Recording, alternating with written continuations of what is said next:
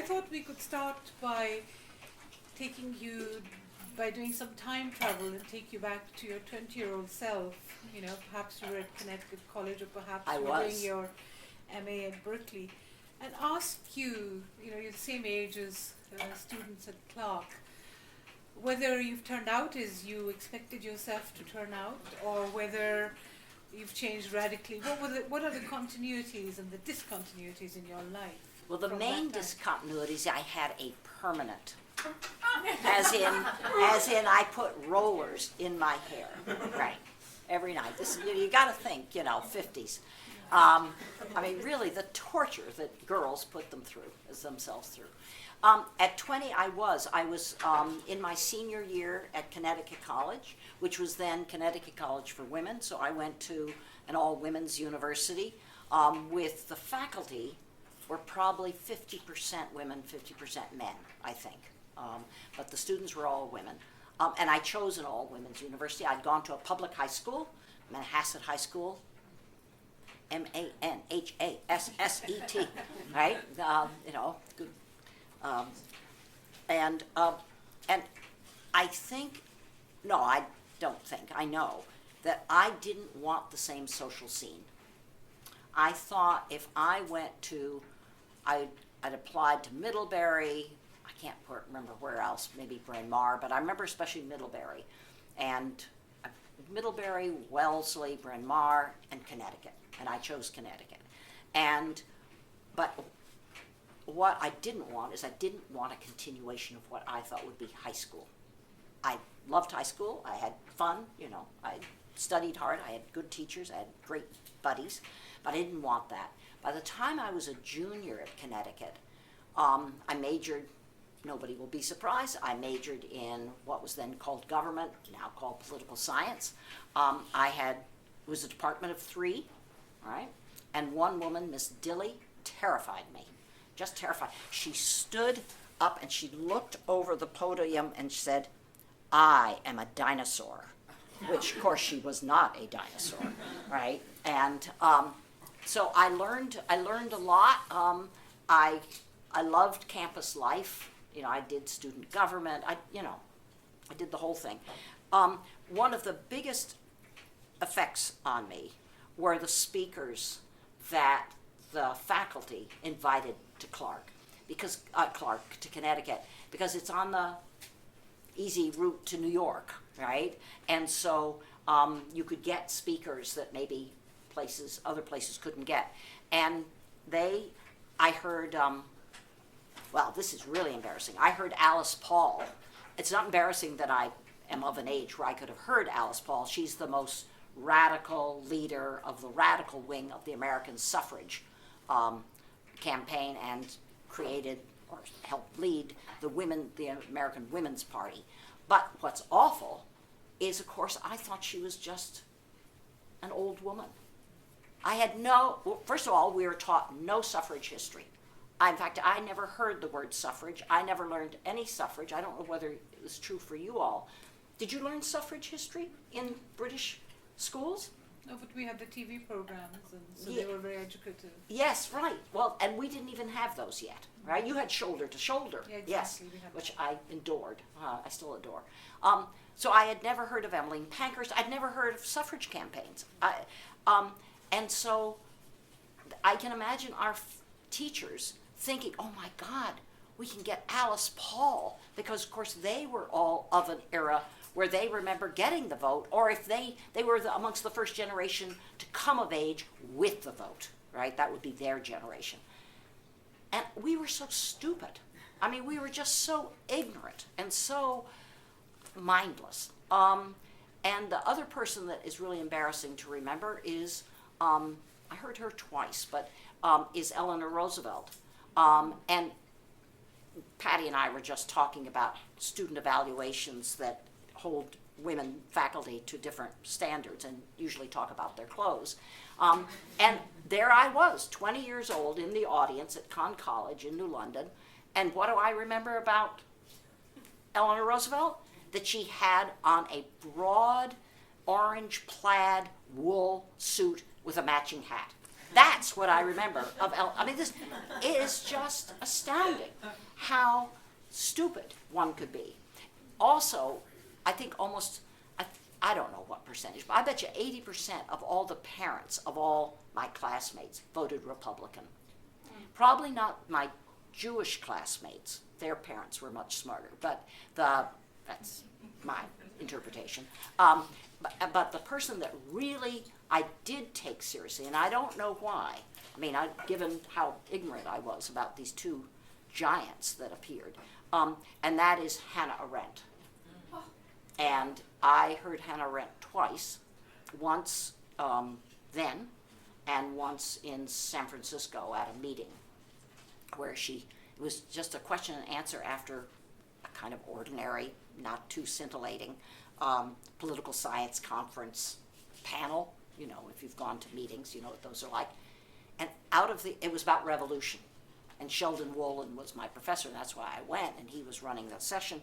And out of the audience, no big deal, stood up Hannah Arendt, said, well, none of us knew she was in the room, right? And she said, well, I just had taken a couple of notes, and I wondered if you could respond. I mean, we were paralyzed with awe, right? But when I heard her at Connecticut, before I'd really read, I don't think I'd read much Arendt at that point. I read her a lot in grad school. But what I do remember is, one, I could barely understand the thoughts she was presenting, not because of her German accent, but it was her thoughts. And I thought it was the most exciting thing I'd ever heard. It was both those things. And I remember when the assembly was over, of course, thank goodness, we were all required to go. How many 20-year-old young women would have gone to hear Hannah Arendt? Not many. But we were required to go. And I remember I got out of, because I took notes like mad of things I did not understand.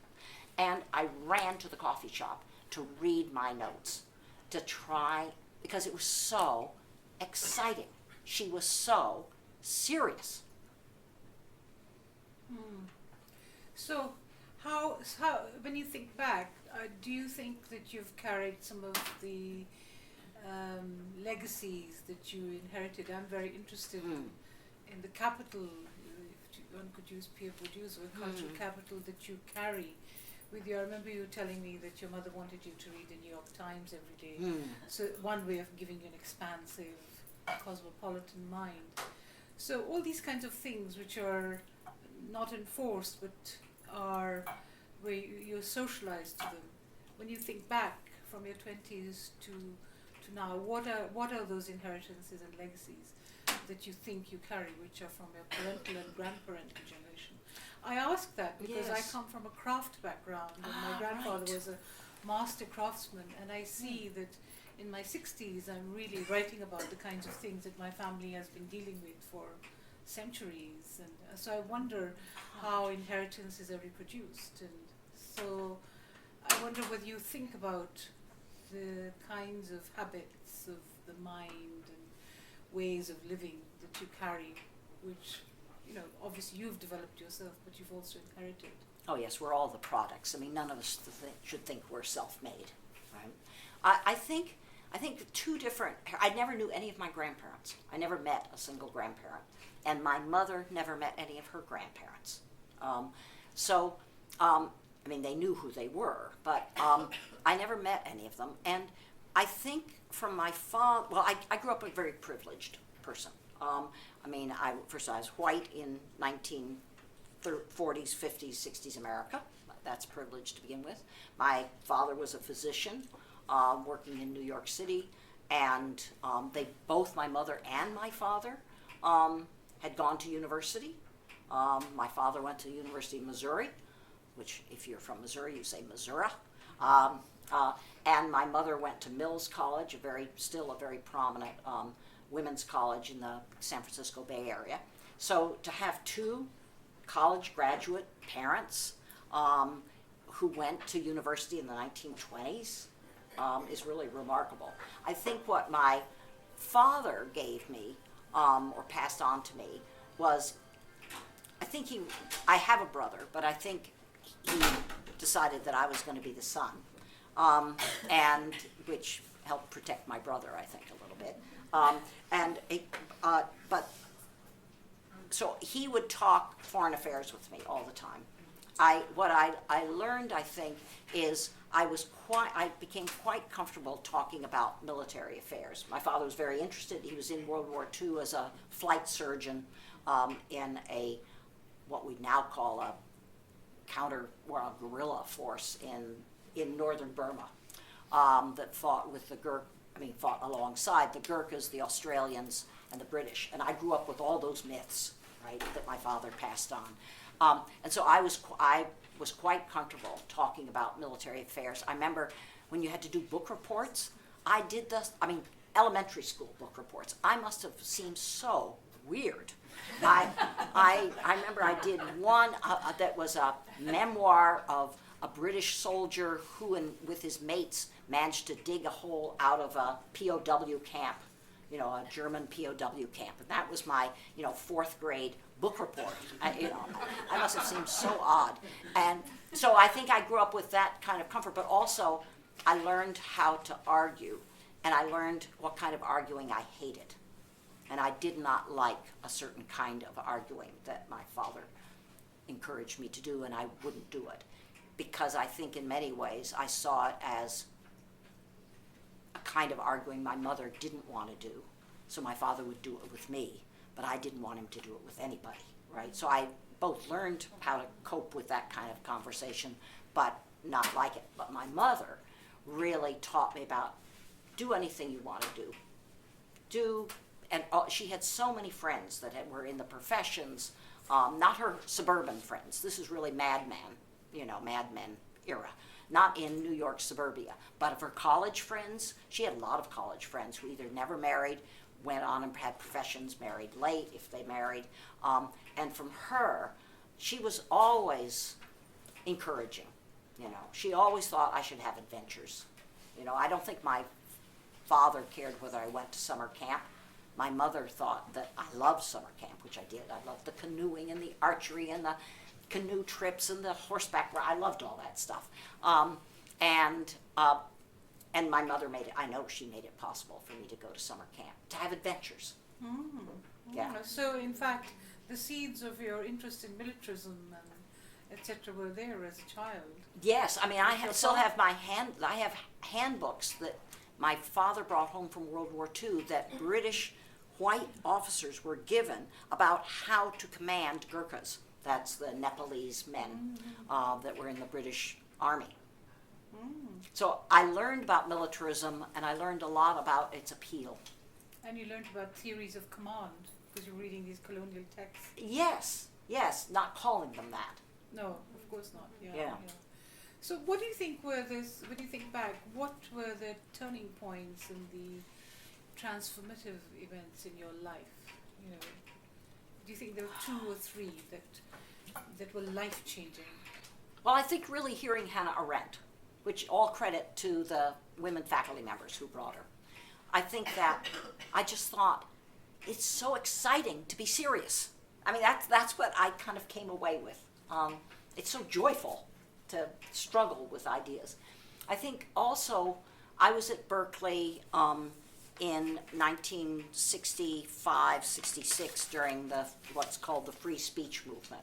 In fact, I was staffing one of the bridge tables out front. I was staffing the YW bridge table because we had a play reading group, and I was trying to get people to come across the street to the YW and read Kierkegaard and plays, right? This was just for, enjoyment.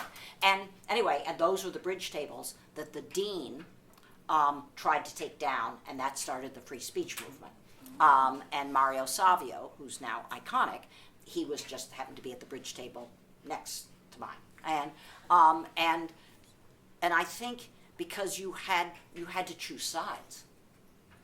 You had to decide whether you'd go to class. You had to decide whether you would picket. You had to decide if I was a TA, what you would do with the students, the undergraduates who didn't come to your class because they were on strike. And I think the second thing though, I'm definitely not a working class hero, definitely. I think the other thing I learned was I certainly didn't have the phrase sexual politics. I absolutely did not have the phrase. This is 1965. I'd never heard the word feminism. I didn't know any feminists. Certainly I had no graduate classmates who talked about feminism. I certainly had no faculty members who taught about the women's movement. But you know how you learn things viscerally and only later do you think, oh, that's what I was pulling back from. And what I realized is I didn't want to be part of the social scene of the free speech movement. I would do and be supportive of the public, but I didn't like the dating scene within the movement, right? So I think I learned that lesson even more when I was in Europe with a much more transnational radical movement than I was around people like that. And I realized there's something wrong. Again, I mean, I didn't have language. There was something wrong with the relationships between men and women within the movement. And I just pulled back. Just like there's certain parties you'd want to go to, and you don't tell anybody why, and you don't even have the language. You just think, that's not for me. And so I think that's another thing I learned without knowing what I was learning. The other thing is I became a Southeast Asia specialist, and I decided to focus. I can remember the seminar that did it to me. I was in a seminar, and everyone else was so excited about Indonesia, which was really the hot country politically to be interested in as the Vietnam-French War was ending and the U.S.-Vietnam War was building up. But in that moment, we were all learning about Indonesia to make sense of radical nationalism. Indonesia was, and I decided I didn't want to be interested in the country everyone else thought was exciting. I was really perverse. And I thought, I'll be interested in the country everyone else thinks is boring, which at the time was Malaysia. And that's why I became so involved with ethnic politics. Of course, no country's boring. There's no such thing. You know, Belgium's not boring. No country's boring, right? And so that really had an effect on me, to become interested in a country that most people in the U.S. and most of my mates and my faculty members thought were boring. What was the dating scene? What was it about the dating scene? Dear. Was it the case that the patriarchy was played out, even though it was in the domains of the left? Well, I think it was very much like what it was in the American Civil Rights Movement at the time. I mean, I think all the lack of consciousness around how sexism operates amongst people who think they have political and moral values, right? And therefore don't ask any questions, right? And so I think it wasn't unlike a lot of social movement, right, left, and center, that had no consciousness, one, to what extent the movement depended on kind of social fuel, but the social fuel was so distortive, right? And I certainly, again, that's one of the reasons I'm so interested in the internal workings of social movements. I think that's really, but it's, at the time I didn't know that was. All I knew was, don't go to the parties, really.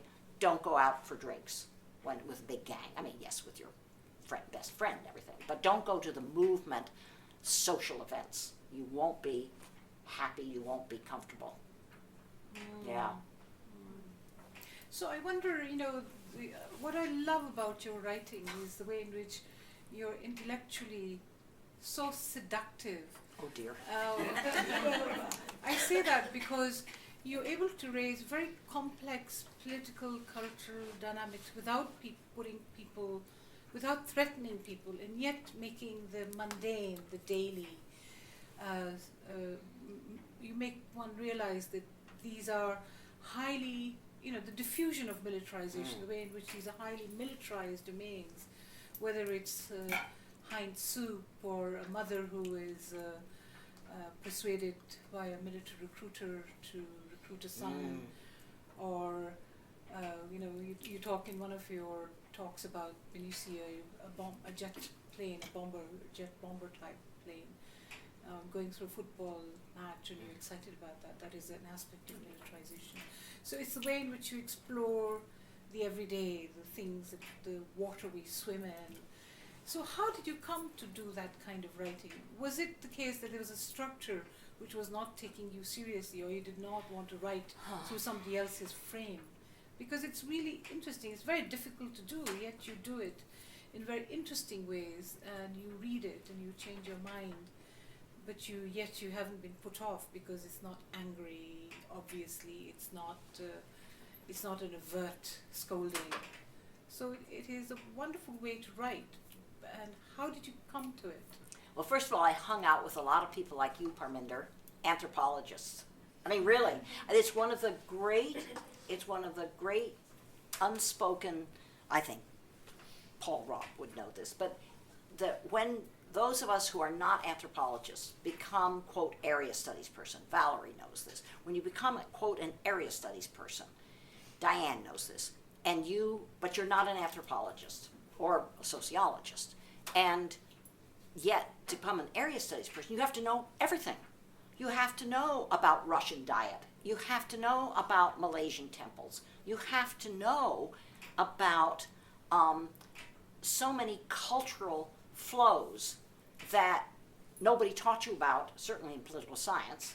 And so I think becoming a quote unquote, always in quotes, Southeast Asia specialist, which I don't call myself now, but I was for a long time, I think that was the first thing. I just had to be interested in all these things that nobody said was political, but increasingly I began to see as political. I think the other thing is, and this is true for so many of us here, and that is teaching.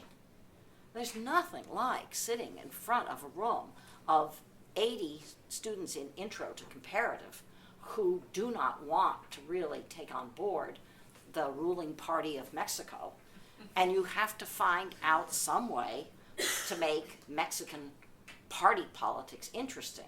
And I usually start with the politics of tacos, right? You know, and corn and flour and so I think teaching is just a constant antidote to intellectual arrogance, because students, and I think that's why I love teaching undergraduate students especially, that undergraduate students know they're there because they're required in some way to be there, but they also don't have to be interested. They do not have to be interested. And us as teachers, it's our job to find some way to enter into the students' curiosity and to do it in a way that not just co-opts them, but rather gets them to join you in this exploration. So I think area studies, meaning not an area of your own, that is someplace that you feel stretched and you don't know much about, had that big effect. Hanging out with anthropologists, I mean, if you looked on my shelves, I think, my office shelves, I think you'd find at least as many anthropological books, including yours, of course, really, including yours, as you would political science books. And then thirdly, teaching. I think that all of them, and I guess maybe the fourth thing is to try and write like a feminist. And I think writing like a feminist, in my mind, means you have to be totally accountable. And that means that everybody has to be able to figure out what it is you're saying so that they can disagree with you, right? I like lots of margin space so people can say, are you kidding, right? Or, I didn't find that, or question mark, and every once in a while a little exclamation mark. But I think being a feminist has changed my writing. I mean, if you look at my pre-feminist books, of which there are a number, and then my post-feminist books, I think one of the things you see is the writing changes.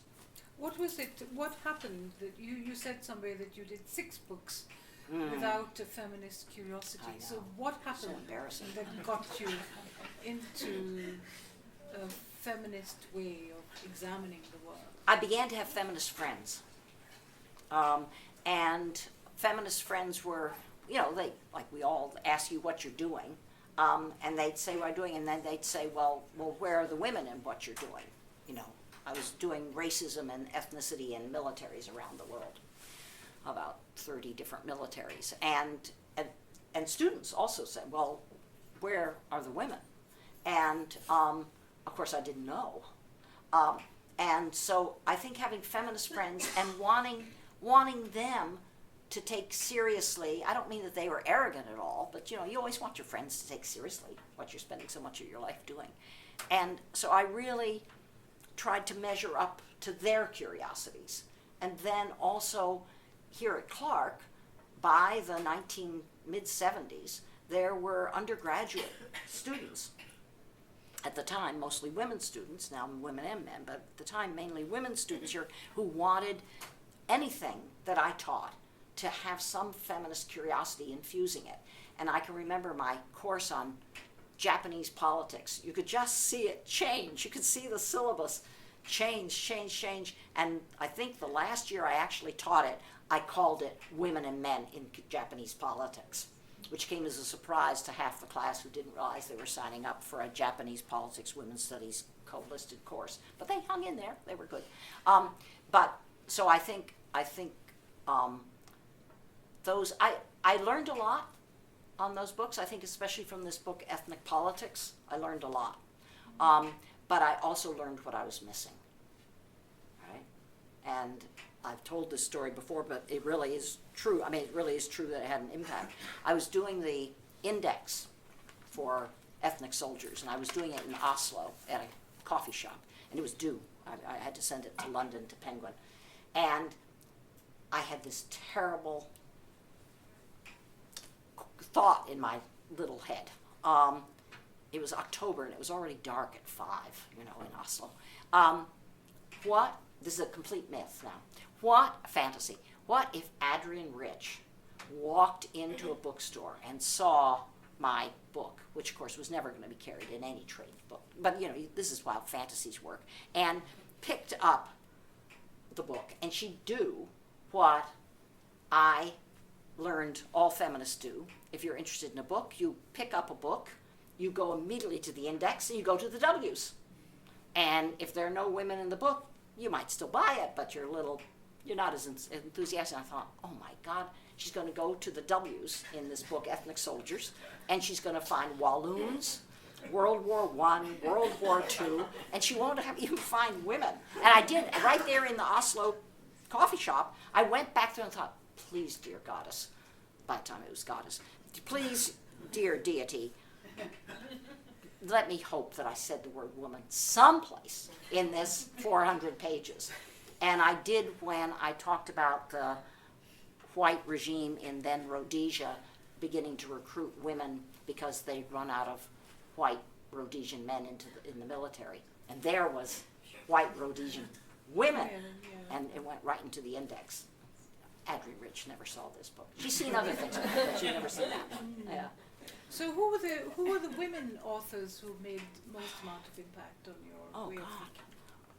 Well, of Other course, than until Hannah then, I don't think I read a single woman author as an undergraduate. I'd have to think about that, but I don't know. I read Hannah Arendt later. I heard these wonderful speakers. I had wonderful intellectual women for teachers, but did they assign anything by any women? I think it was really, particularly with the coming of my introduction to the feminist bookstore movement, and for me particularly New Words, which is named after a phrase of Virginia Woolf, New Words Bookstore, which is one of the most famous and influential American feminist bookstores. And what's the time period for that? Sure. This is going to be about 1980.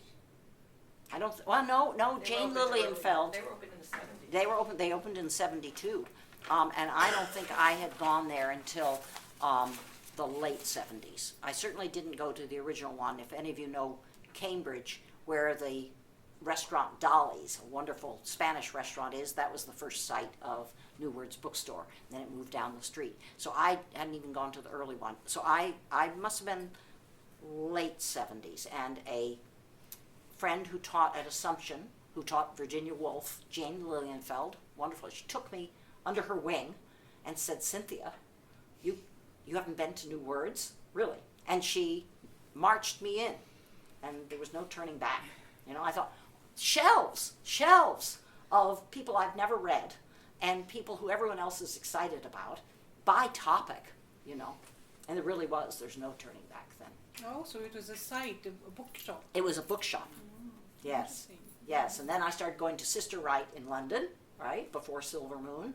Sister Wright was the first feminist bookstore in London, and then Silver Moon was later.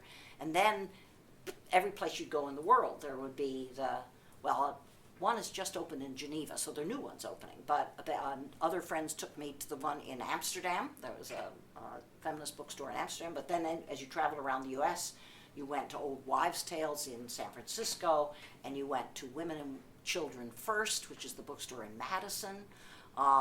And I forget what the name of the one is in Chicago. There's one in Los Angeles. And there's one in Los Angeles. There's one in Atlanta. There was one in New York. It was the first to close. Women's books. So I wonder what you'd say about Amazon if they opened up a women's section in Amazon. Well, they have a women's section, but it's never as interesting. You know? I mean, for instance, when people, when Alice Walker began to remind us that Zora Neale Hurston existed, who none of us had heard of at the time. And so Alice Walker, the great African-American novelist, who, by the way, spoke at Clark, and Serena Hilsinger and her partner, Loie Brines, had a dinner with Alice Walker at their house for about 4 or 5 of us, Sharon Crefetz, I remember, myself, Loie, and Alice Walker. And she revived, she said, there's this wonderful Harlem Renaissance African-American novelist who needs to be revived, and she persuaded a publisher. This was after Color Purple, where Alice Walker could persuade a publisher to publish something.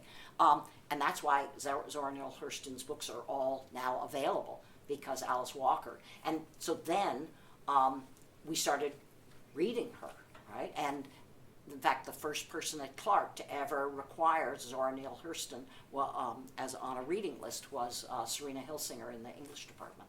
So you know that she was an anthropologist. Yes. A student of Franz Boas. Oh, that's so, right. So yes, when you of talk course. about the fact that you're influenced by how anthropologists think, for me, anthropology is a very problematic domain, because Zora Neale Hurston's way of writing was completely unacceptable to the establishment of American anthropology. I just gave a paper in Washington in November where you realize that there is more discrimination within the anthropological recruitment circuits than generally.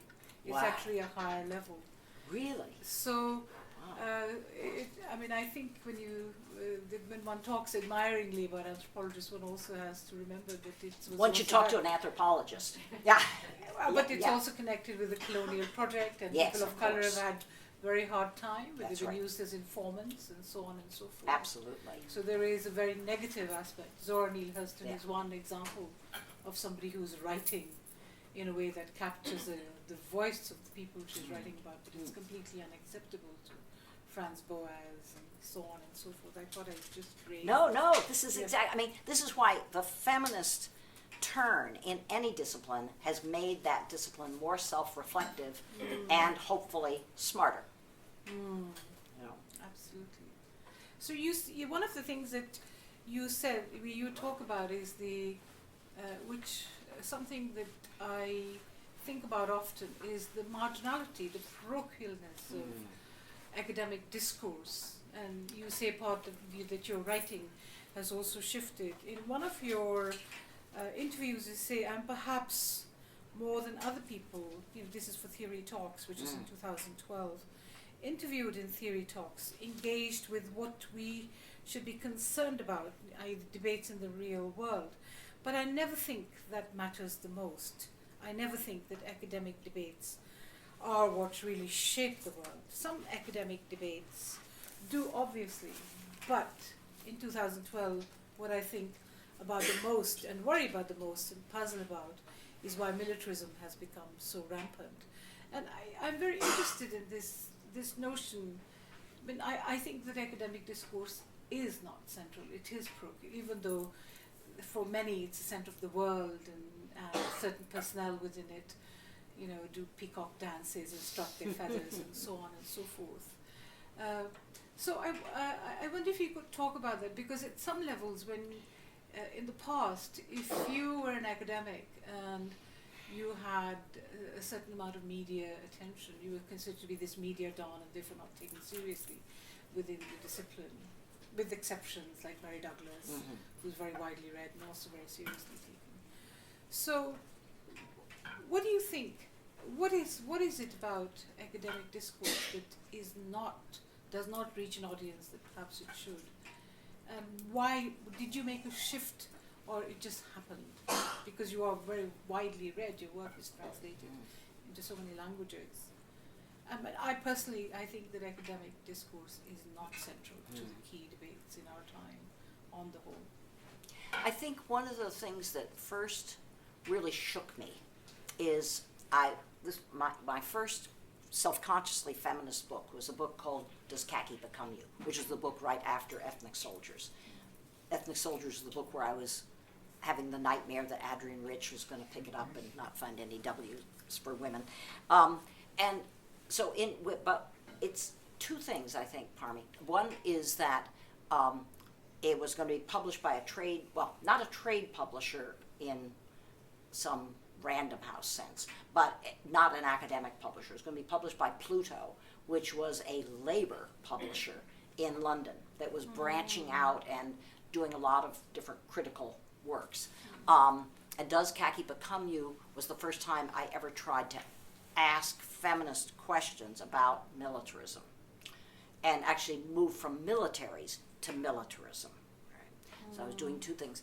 So the first thing is this book was going to be, I was writing it at the height of the Greenham Common Women's Peace Camp in southern England, which you of course know. Yeah, that was very central in my time. Yeah. Yes, it was very central. And here was my worry.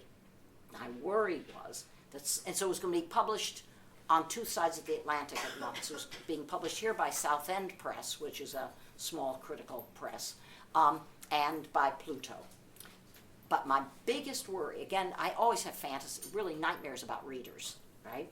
So my nightmare about Does Khaki Become You was that women at Greenham would pick it up and find it foolish, or find it not useful, or find it arrogant, or, all those things that we all worry about. But as I was writing it, I had in mind women at Greenham, among who I admired a great deal.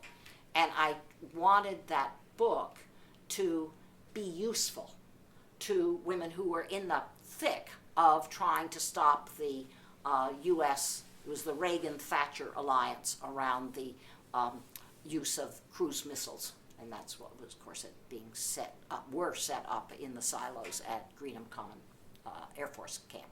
And so I thought of those women at Greenham and tried to write a book that would be of use to them. And I think that has, for a long time, had been it's always sitting on my shoulder. I always have audiences on my shoulder, readers. And I always know that readers don't have to read anything. I mean, it's a great thing about books. If it doesn't interest you, close it up, And so I do think about that a lot. And now that some of my books have moved around and had different lives of their own, that I now think of a lot of other people when I write books and think, will those women that I met in southern Turkey, in Diyarbakir, which is a big Kurdish center, what will they, because that's a book called Maneuvers, and it got translated into Turkish, and it began to have a completely different life. It was available in Turkey in English, but once it got published, thank God for wonderful translators and wonderful Turkish publishers. When it came out in Turkish, it began to have a completely different readership. And I was taken by a couple of my Turkish friends to meet with women who were Kurdish feminist activists who had read it. I was terrified. Not really. I knew they'd be very nice, but I was really nervous about would they have found it of any use. And when they began to tell me stories about their son who'd been conscripted into the Turkish military that came to mind when they read some bit of Maneuvers, I was just hugely heartened. Because I thought, oh, it makes them think of their own stories. And when they tell me those stories, of course, it makes me smarter. So one of the things you told me many years ago was that when you come into an institution, that although the institution might have a particular type of culture, that one is also an agent and can be a catalyzer in transforming or in making or in taking it into new ways of thinking. So I was wondering if you could talk a little bit about what do you think your impact was and how women's studies developed, and also think about some of our students all over the world and their impact on the institutions in which they are working now. Well, let me start at the end. One of the things, you all know this, one of the things, Clark does make a difference.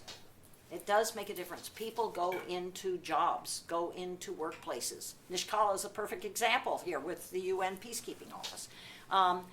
Go into, by the way, if you all don't know Nishkala, she was an honors history student here at Clark, and then went on and got her law degree, and then has worked for 25 years, Nishkala? Less. Who's counting, right? In the UN, in the United Nations peacekeeping operations, very complicated office.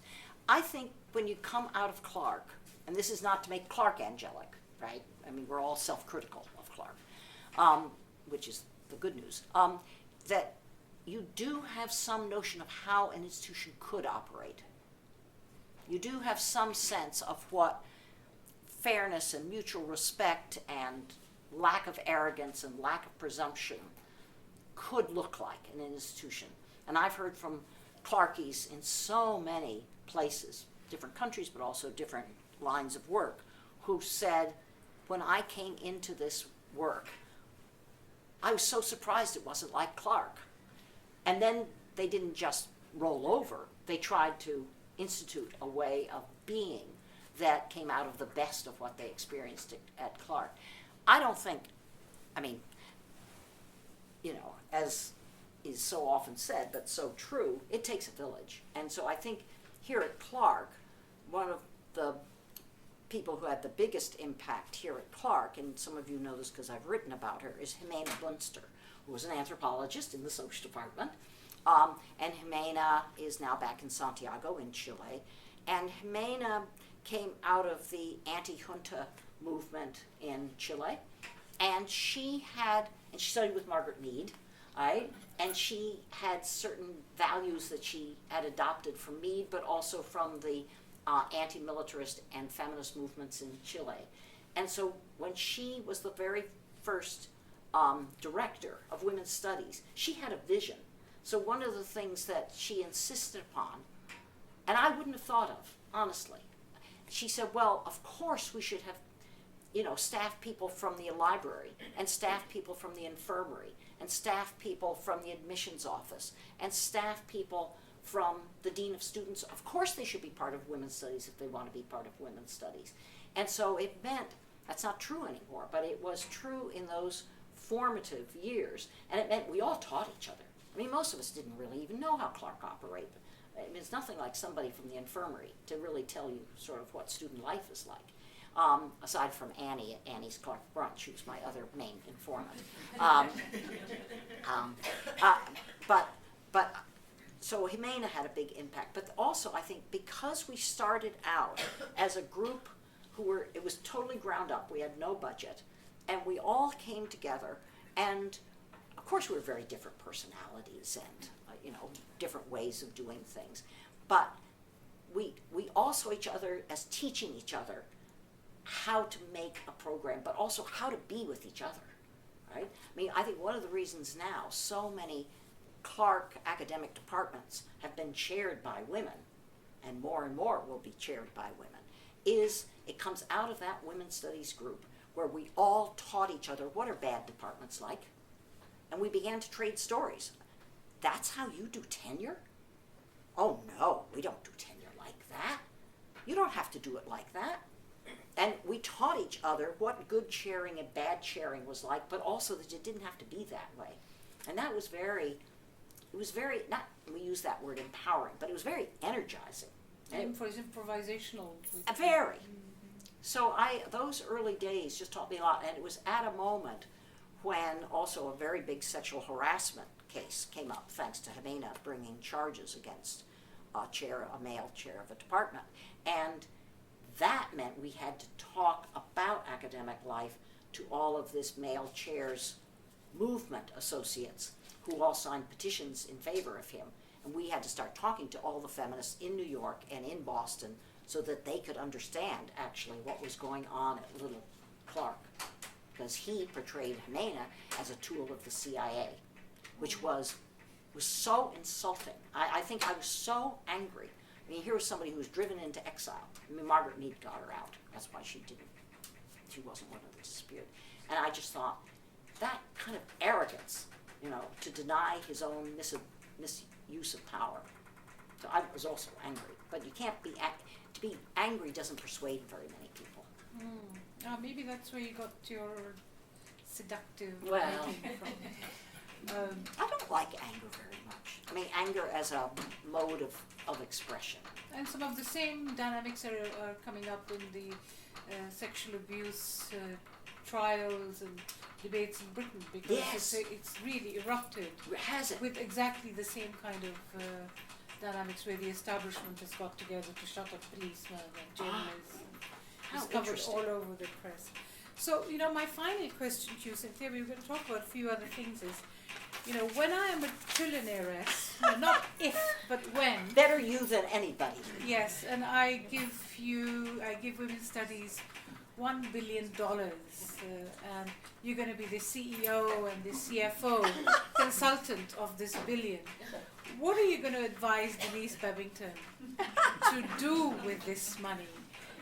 And I have a name for this fund. You today, do? Yes, it'll be called the Purple Fund, but it could also be purple, white, and green, the British suffrage colours.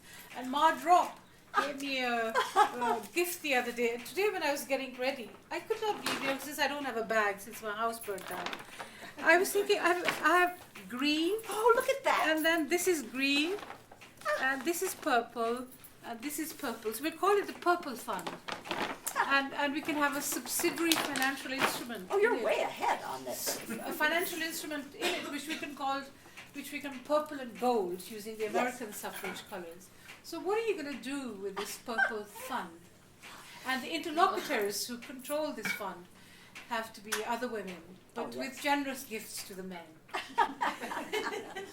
Oh, dear.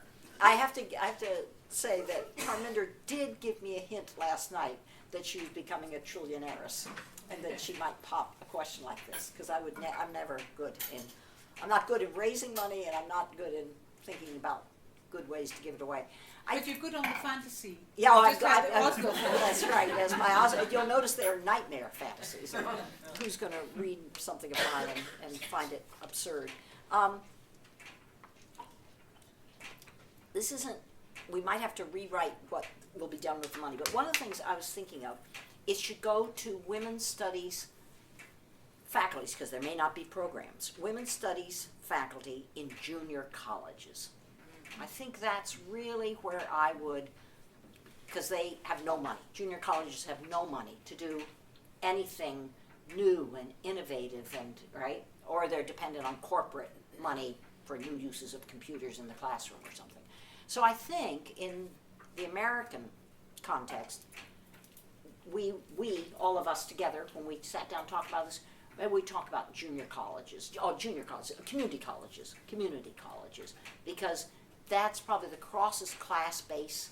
It's probably the broadest racial and ethnic base of students going on past high school. And maybe we'd include vocational schools as well. That would be, if it were for overseas, I would say it should be for women's studies programs of any sort that's all designed by the people there, right? Not by us. In war zones, in South Sudan, and in Somalia. I was so affected. I was in Croatia while the Yugoslav war was going on. But, in Croatia, Zagreb was never hit by the war. So it wasn't that I was in a war zone. I was kind of, but not in the same sense. And I was so struck by, in the middle of this national crisis with so much fear and worry and danger, they'd started a Croatian Women's Studies program. And a Clark Women's Studies PhD, Michelle Morkert, just had a Fulbright, and she went to that Women's Studies program in Zagreb, right? So I would say in war zones, in East Timor, in Congo, in South Sudan, in Ukraine, in Lebanon, Jordan, Palestine. Were you not going to give any money to academics within the university? Since I've been designing offices and Sarah Bowie was going to be the design consultant in these wonderful offices, you allotted no money to some of our struggling women academics. Right, Sarah? We need some of that money. We're going to have a study at a seminar room per office. And teapots. And much more. Yes, many more teapots. You've not given any money to that. Well, no. Might we have a chunk of that billion for that? Well, I figure if it goes to community colleges and to war zones, we'll all be enriched by it. On that note, thank you so much, Cynthia. Thank you.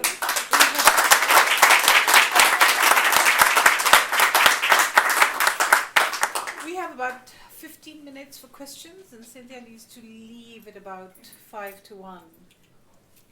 I'll just tell you where I'm rushing, because I'm flying to Amsterdam, but I'm going to The Hague because it's the 100th anniversary of the 1915 World Women's Peace Congress that was held in the middle of World War I, and it's being celebrated and recreated in The Hague. And so that's why I'm rushing off to. So, anyway. So or your own stories. Yes. Yes. Yep. So I have a question for you. Uh-oh. We have a very dynamic group of young women at Clark, mostly Yes. first, second, third, even third year students Right. who are very active in women's and gender studies, and they've been taking their class in fem theory. And this semester, a group of them explored the possibility of there being a gender perspective in Clark's Oh, curriculum. interesting. They feel Interesting. that this is something that Clark could do that's distinct, and they are very convinced that we should do this. So, being the WGS director, of course, I want to be supportive, but I'm thinking you, who started the women's studies program and gave rise to it, how do you tell students to engage with the administration?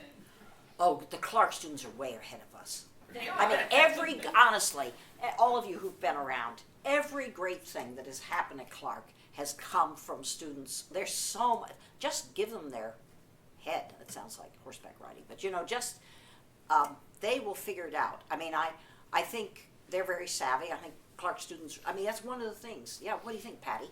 Well, the women's studies major was actually spearheaded by undergraduate students not that long ago. Right? That's 'Cause right. It was only a minor. That's right. And within like 24 hours, they had 500 signatures. And What's her name? so, Yes, Katie, yes. she was Yes, yeah, you know her, Shelley. Yeah. But so, Yeah. So the history is just let them move forward. Yes, yeah, and because they will do their research about how you change minds and whose minds you have to change. And it will be so much more authentic if it comes from an undergraduate movement, right? I mean, there used to be porn night at Clark. Did you all know that? I mean, some of you know that. There used to be porn night at Clark.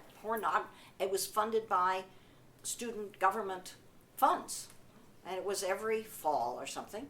And it was two students who then got other students, feminist students, and they did it all by petition. And they had very difficult conversations, but kind of lunch table by lunch table. So I would say have them caucus and talk with other people who've managed to get other things changed, all kinds of things.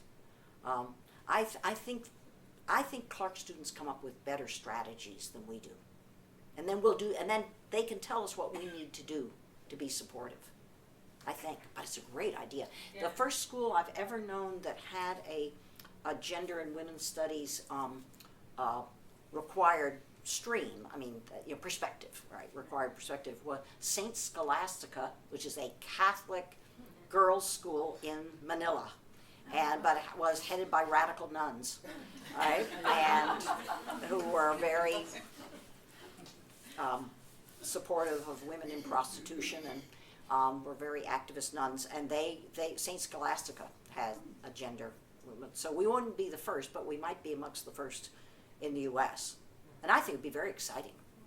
I think it'd be very exciting. Yeah.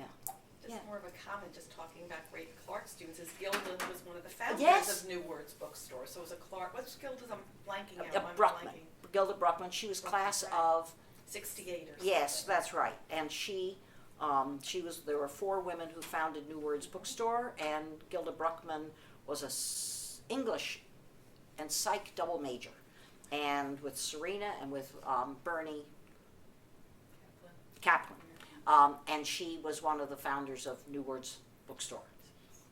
Yeah, that's right. No, and Judith Plaskow, who's I think the class behind her, We were and around the same time. and of course, and she's a good colleague of yours because she started the Journal of Feminism and Religion, right? Yeah. And she's a Clarkie. They're Clarkies everywhere, you know. Just also going back down memory lane, talking about Serena Hilsinger and Lois, Brines. Brines. So way back when I was a new faculty person, so we're talking about 86, they used to have an annual women's studies event for the whole consortium at their house. And it was just so important to me as a new faculty person. I was talking to Sarah right before, was the one place I really felt like I had a community. And every year, remember, we'd get together Yes. at their house and have a potluck, and it was wonderful. And then they also brought, do you remember that triptych?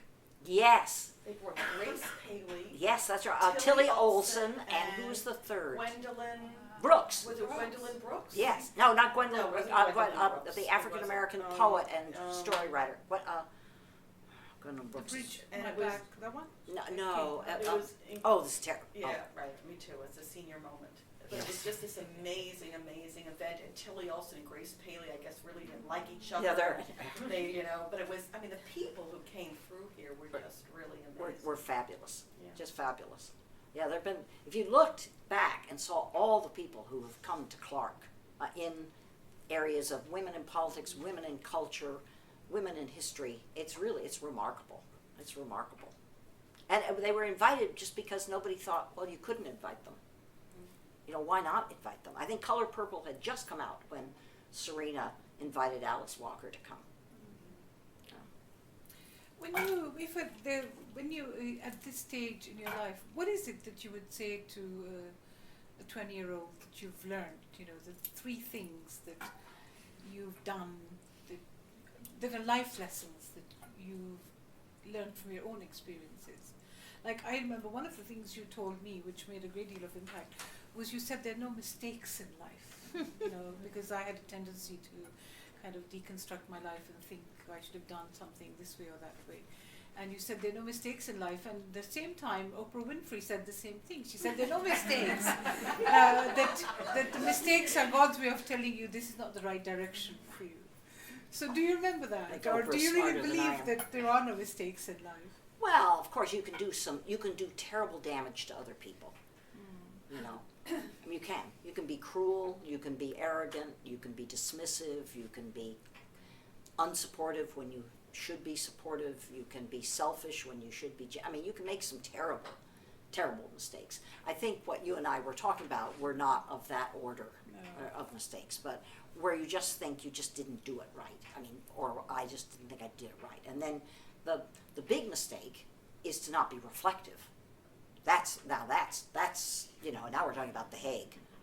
That's where you're really making a transnational mistake, to not be reflective on things that you begin to realize that you didn't support somebody that you should have supported, or you all these mistakes. I'm not a big advice giver, I guess. I would say, if you're in academia, love teaching the most. More than anything else you do, make teaching the thing that you're most excited about. I think one of the things that is so difficult in academia, in all over the world, is to be, you're constantly pushed to imagine that that's not the most important thing you do. That's just your bread and butter, or that's just helping, you know, the college pay the tuition. But in fact, that's where you learn. You know. But if you're in Britain and you're part of these Yes. exercises, the only thing that matters is what you publish. Yes, but it's Thatcher. But Right, it's very that's- powerful. it's- Your job depends on It's horrible. I mean, it's one of the things that the RAE, right? the RE. Which was instituted by Thatcher and embraced by Blair, and it's the most productionist. Look out, I am getting angry. But it is so narrow-minded, and it's taken so many people. Well, you escaped it. I mean, you really escaped that. But so many of our colleagues, yours and mine, in Britain, are under this lash of the productionist evaluation system, where their whole departments depend for their budget from the national treasury on this kind of productionist evaluation. It's horrible. But that kind of audit culture kind of thing Oh, is around audit here culture, too. We that's have good. teaching evaluations. I think that I was taught by people like Mary Douglas that if she was a clerk, her teaching evaluations would be 0.001. And yet, like Hannah Arendt, she made a huge impact on your mind. You Yeah. know, it was, But my so- guess is that Mary Douglas, particularly if she had Clark students, they would find, you don't have to be the same personality to have, I mean, look at all the people who have fabulous teaching evaluations in this room. And we're not all the same. So Mary Douglas would have done very well at Clark.